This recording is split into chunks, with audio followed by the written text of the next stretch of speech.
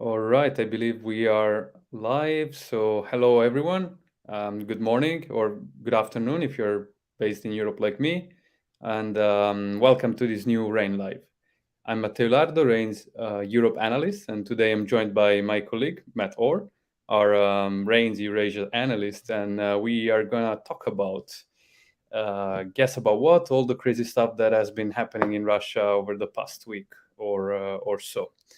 As you probably heard, we had an attempted armed mutiny in Russia, something that came somewhat unexpectedly, despite all the several signals that Yevgeny Prigozhin, basically the leader of the infamous Wagner military group, gave over the last few months, who last week attempted an armed march on Moscow. The mutiny apparently didn't work out, but we're still talking about um, a major development and perhaps what's the greatest security threat that President Vladimir Putin has had to face ever since taking power in Russia more than 2 decades ago. So, Matt, why don't you guide us through what happened exactly, what's going on right now with both Wagner and the Kremlin and Putin? What are the tactical implications on the ground in Ukraine and where this is all Yeah, leading us to now? sure. Yeah, so you're right. And what we saw, last over the past week or so, this was not a coup. This was I would call it an armed uprising. Essentially, this was an attempt by Prigozhin to force Putin to intervene in a long-standing feud and dispute uh, between himself and Russia's upper echelons of the Ministry of Defense, embodied by these two officials, Shoigu, the defense minister, and Gerasimov, the head of the general staff, to try to get Putin to rule differently or intervene to decide this dispute in Prigozhin's failure. It doesn't really appear like this attempt worked, but once Prigozhin started this whole thing, he was actually able to sell his position when it was still high, so to speak, and negotiate decent terms for himself. Once this had kind of wound down, it's still unclear whether the deal will be held. I mean, I think that the Kremlin's only going to observe the alleged deal. Again, this deal is not written down anywhere. It's all highly fungible and negotiable. But the Kremlin is really only going to observe it insofar as it feels that it furthers its political goals. And how the Kremlin has framed this is that it's saying that it dealt with this very well. It's saying that we avoided more larger scale bloodshed. It's basically claiming that this was a commercial dispute and this was all about Prigozhin being this greedy businessman.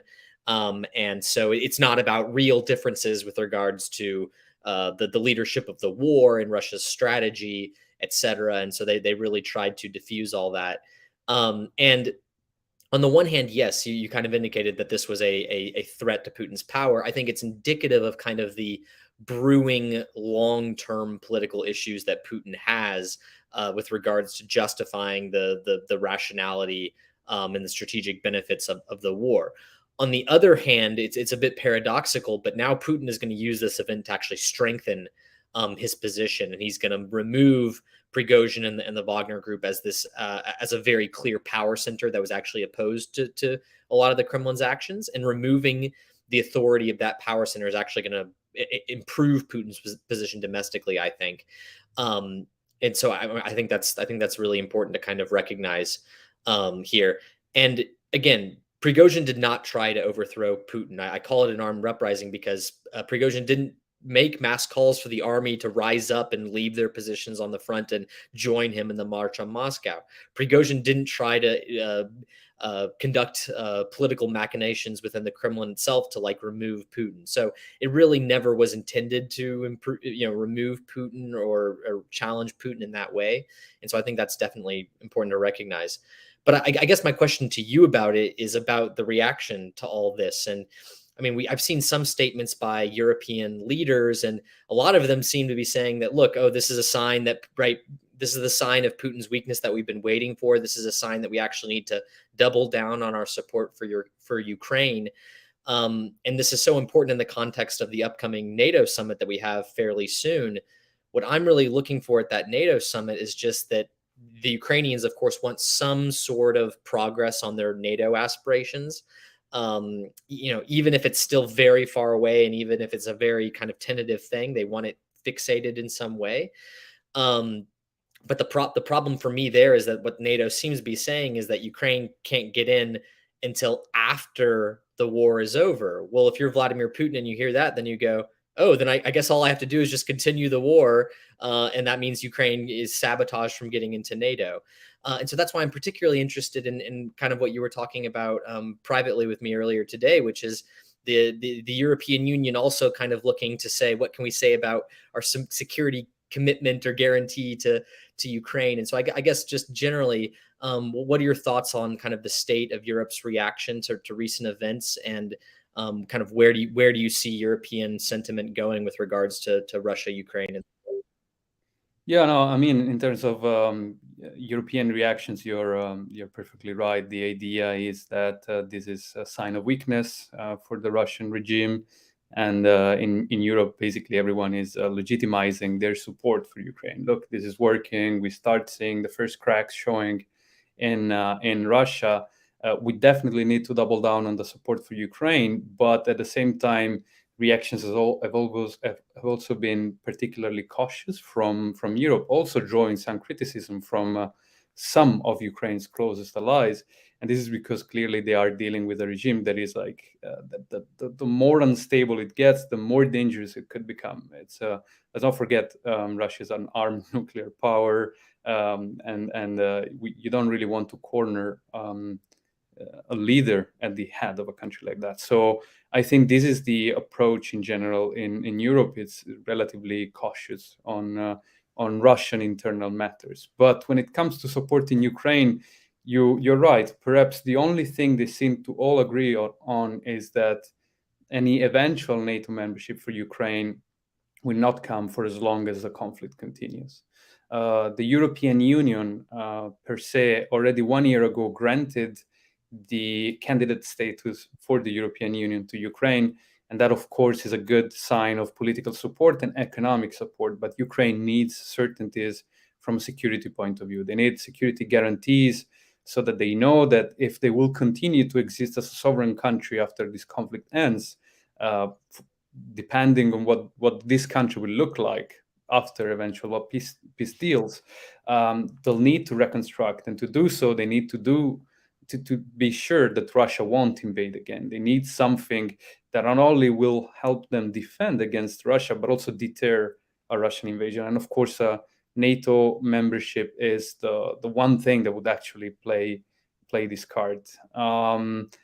Today, actually, the European Union made a declaration in which they promised to come up with security guarantees. So it wasn't a security guarantees already on its own.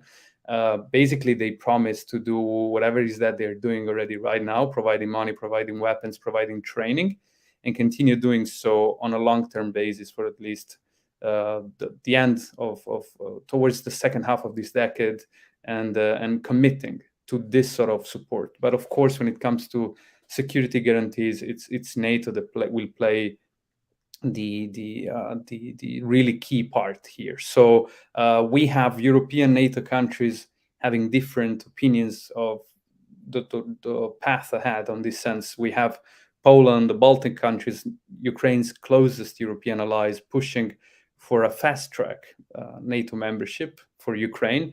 And then we have more cautious countries such as Germany, which is very aligned with the US on this, which wants to talk about anything but Ukraine, but NATO for now. Like, let's try and give guarantees that do not directly involve NATO. And then you have France, for instance, which has been very ambiguous on the matter, with Macron calling for a pathway for Ukraine, which is a very vague promise, but at least talks about a NATO membership as the ultimate goal.